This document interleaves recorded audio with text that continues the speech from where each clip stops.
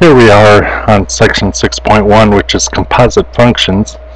And basically what's going to happen with composite functions is the result of one function gets put into another, and so we just, what one answer gives us, we put it in to get a second answer.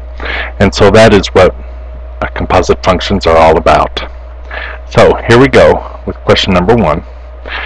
We are asked ultimately to find f of g of -5 according to the graph that is given. Now if we look at g of x is that curvy line, f of x is the one that is pretty straight, looks like an absolute value actually.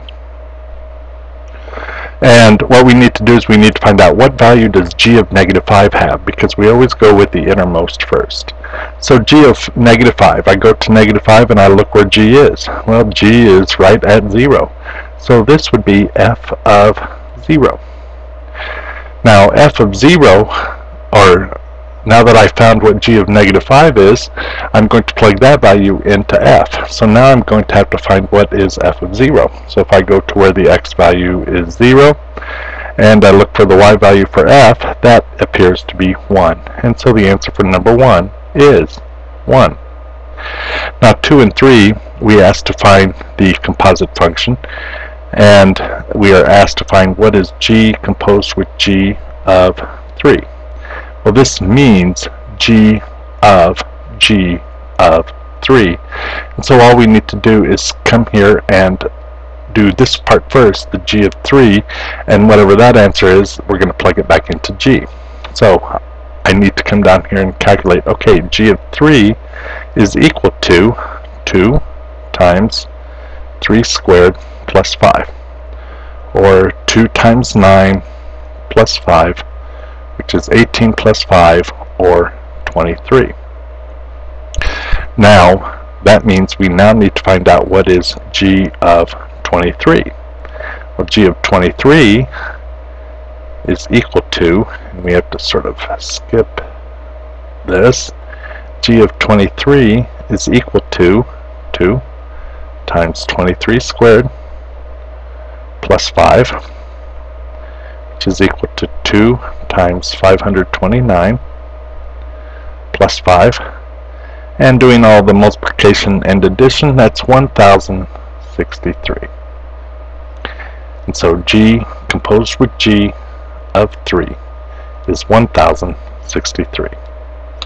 Number 3, we are asked to find what is f composed with f of 3.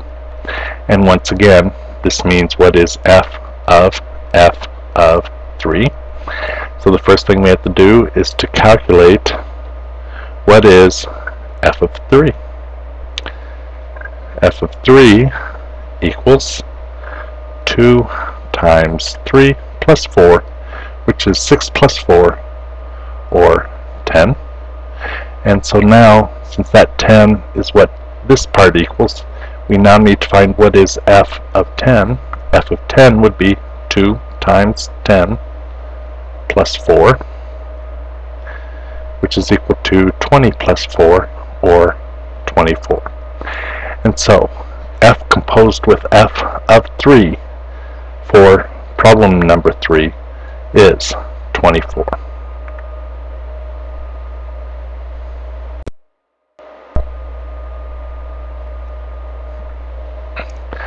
Example number 4. We are asked to find f composed with g of x, which means f of g of x. Well, I know that g of x is equal to, because it's given in the problem, g of x is equal to 5 over 6x. And so that means in f, wherever I see an x, I'm actually going to put in 5 over 6x. So that would equal, okay, f is 3 over, well, instead of x, I'm going to put in 5 over 6x plus 2. And it's always a good habit to put whatever you're substituting in inside a set of parentheses, and that way you won't forget to distribute if necessary or something like that. Now in this case, these parentheses weren't necessary, but it certainly did not kill us. Now, in order to simplify this, or to clean it up a little bit, I am going to have to get a common denominator down here in the denominator, and then we'll go from there. So the denominator, well, the numerator is going to be 3. That's pretty simple. But if I look, the common denominator here is 6x, so it's going to be 5 over 6x plus 2 is 12x over 6x. And so this will equal 3 over 5 plus 12x all over 6x. And we know that when we have a fraction inside of a fraction, so it means 3 divided by 5 plus 12x over 6x, which we can change to multiplying by the reciprocal. And so what we're going to get is 18x over 5 plus 12x as the final answer. And this is what f composed with g of x would look like.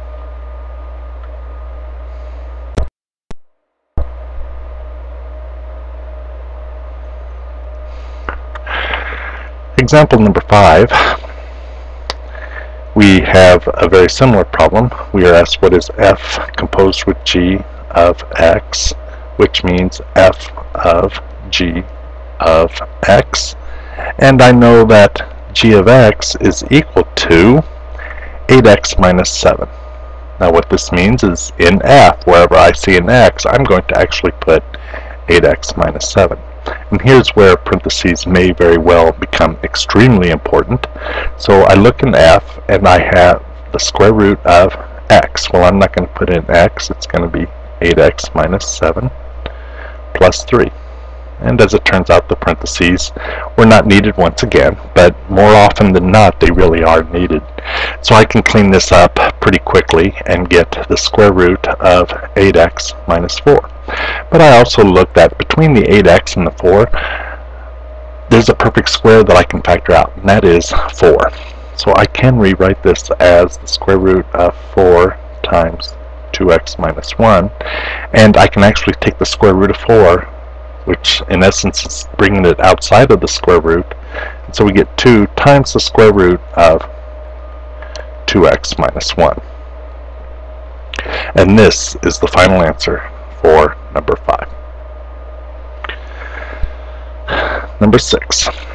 Number 6 and 7 actually get into what are called identities, or inverses of each other, and in order for two functions to be inverses of each other, you can take the composite functions, and if the composites in both directions equal x, then we know that they are inverses of each other. And so that's in essence what we are attempting to show here. Now, so the first thing we're going to do is find f composed with g of x. Well, that would be f of, g of x in this particular case is equal to x squared. So I can just immediately substitute that in. And I know f is equal to the square root of x, but I'm not going to put the square root of x. Instead, I'm going to put in the square root of x squared. And it becomes pretty simple. The square root of x squared is equal to x. So at least that part of it's right. Now that does not guarantee that if we do g composed with f, that we're going to get x as well. It's a good chance, but not always. So this is going to be g of, well, f of x is equal to the square root of x. So I'm going to put that in its place. Now here, I know that g of x is x squared, but I'm not going to put in x, I'm going to put in square root of x. So I'm going to have to take the square root of x and square it, because that's what g tells me to do with whatever's here. Square whatever's right here. And square root of x squared is equal to x. Now look, both of these are equal to x, so the final answer would be yes, they do both equal x, and as a result they are what are called inverses of each other. Now that's jumping a little bit ahead, but that's what it basically means. Number 7. We do f composed with g. Well, that means f of whatever g is, and g is equal to x squared. So that's not too difficult. And f is actually the square root of x plus 1. But I'm not going to put in x plus 1. I'm going to put in x squared plus 1. And regardless of how hard I try, that's not going to equal x, and so I can immediately say, no, I am done at this point, and there's no need to do the other one because what was asked is, are both of them equal to x? Sorry about that little pause, but I am back and ready to begin example number 8.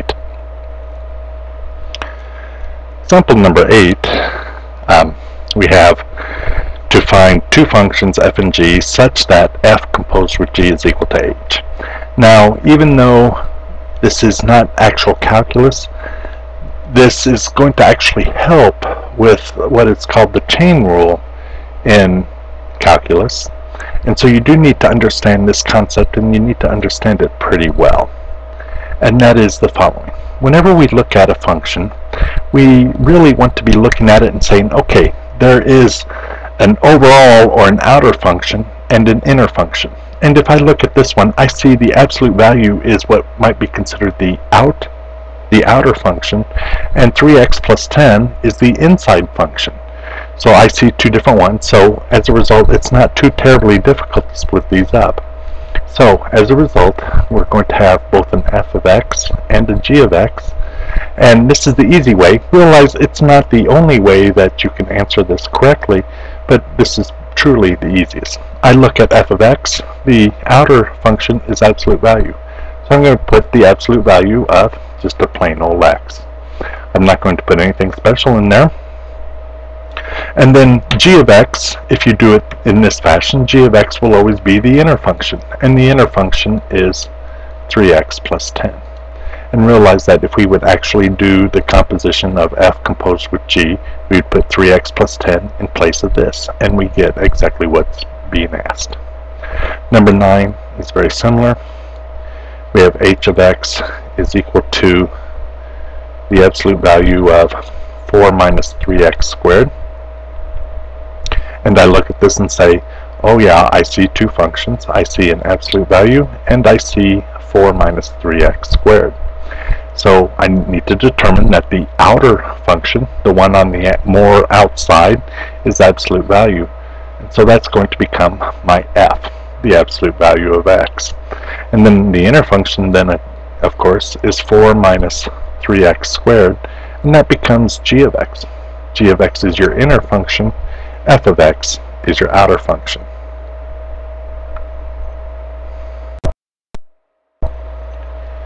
Number 10 is a word problem, and we need to read very carefully.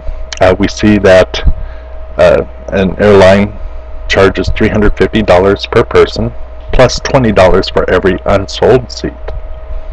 And we need to we know that the airplane holds 125 passengers. X represents the total number of unsold seats, and we need to write an expression for the total revenue in terms of x, so r of x. Now, what we need to do here is to understand one pretty quick thing, is that x normally would be considered the number of seats sold. They're the number of unsold seats. So if I'm going to look, I can say, okay, I know for every unsold seat, I'm going to get $20. So I'm going to get 20 times x. However, at the same time, I'm going to get $350 for every sold seat. Now, if x represents the total number of unsold seats, and there's a total of 125 passengers, then I know that my total number of sold seats would be 125 minus x. Now all we have to do is to clean this up and combine like terms. So it's going to be equal to 20x, and 350 times 125 is 43,750. And distributing the 350 to the x, and now we have the common term of x, which would be negative 330x plus 43,750. And that is a function of the revenue in terms of x. Understanding this x right here is the number of unsold seats, not the number of sold seats. which if we look at this, this means for every unsold seat, we're losing 330, which should not be a big surprise. We get 350 for those that are sold, and only 20 if they're unsold. So we can pretty well calculate that pretty easily. Number 11, we need to find the domain of the composite function. And this is actually 11, 12, and 13, the final problems in this section. And we need to realize or remember that domain deals with denominators and under square roots. Those are the ones that we really have to worry about. The difference with domains of composite functions is we need to worry about every step along the way. Have we changed the domain any? So we begin at number 9, and we want to first of all find what is f composed with g, which is f of, okay, g in this case is 9 over x plus 6. So now I'm going to say, take a time out. First off, what is the domain of what is showing up here? Well, the domain is wherever the denominator equals 0, we are going to throw that out. So x is equal to -6, and we know that -6 can't happen. We know it can't happen here at -6, so we'll have to remember that when we come to stating the domain. Then what we do is we take 9 over x plus 6 and plug that into f, so that would be 9 over x plus 6, putting it inside parentheses, plus 9.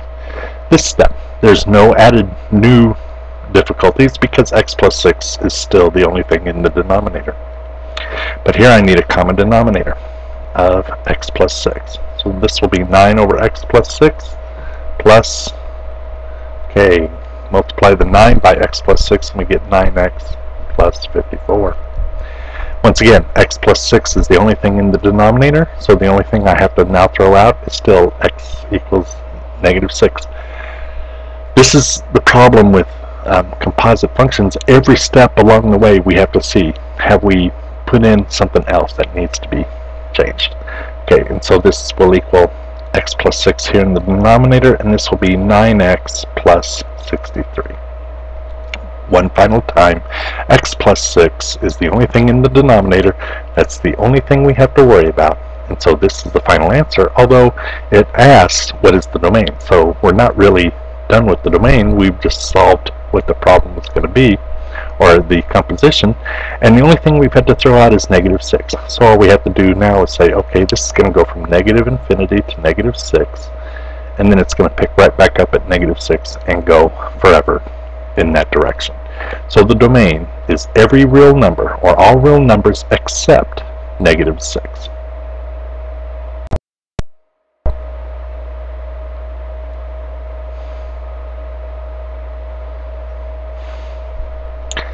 Example number 12. We're still finding f composed with g. So f composed with g is f of, okay, g is 3x plus 18.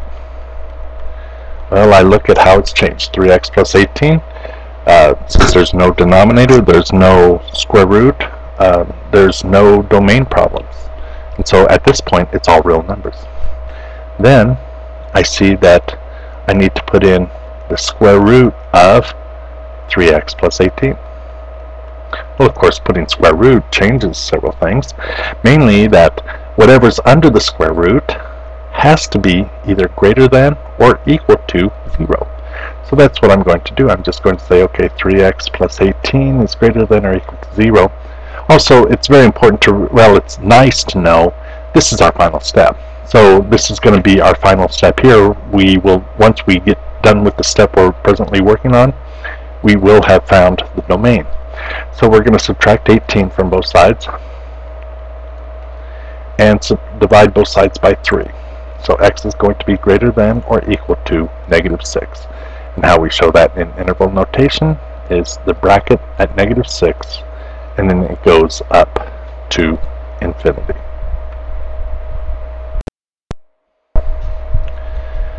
And finally, example number 13. Number 13, we once again need to find f composed with g, which is f of, okay, g is the absolute value of 2x minus 1. Well, we look at, does this cause a domain problem?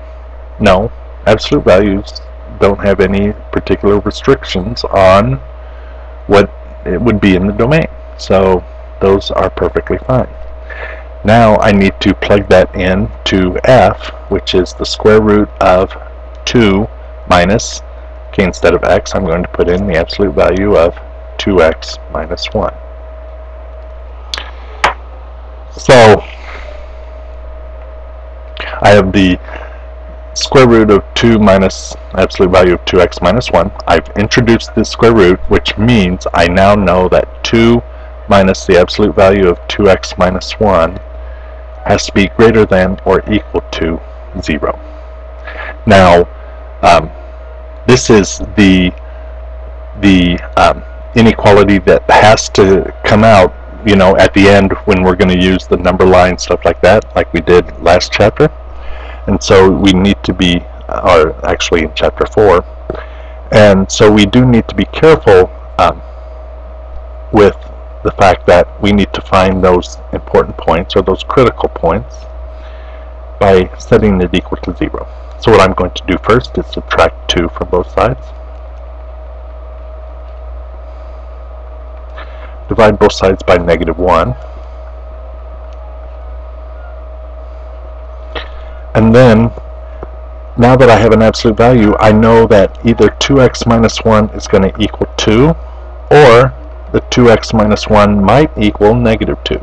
That's what we do with the absolute values, if you remember. And so we add 1 to both sides here to try to solve this, and then divide both sides by 2, and we get x equals 3/2. Here we're going to add 1 to both sides, and then divide both sides by 2, and get x equals -1/2. So now, we need to look at, remembering that the top line that's shown here, the 2 minus absolute value of 2x minus 1 is greater than or equal to 0, that's what's important, but in order to solve that, we need to put these on number lines and figure out where things go where they need to go. So I'm going to let this be -1/2, this be 3/2, and a good number in between the two is 0. So I plug that into the very top one. I get 2 times 0 is 2, because I'm taking what's inside the parentheses, or the absolute values first. 2 times 0 is 0, 0 minus 1 is -1. Take the absolute value of -1 and I get 1. Then I end up with 2 minus 1, or 1. 1 is greater than or equal to 0, or 1 is positive, so we get positive, and that's, this part at least is going to be included. Now suppose that I choose a number down to the left, let's say -1. Plugging it into the original, or the top line on the screen now, 2 times -1 is -2. -2 minus 1 is -3.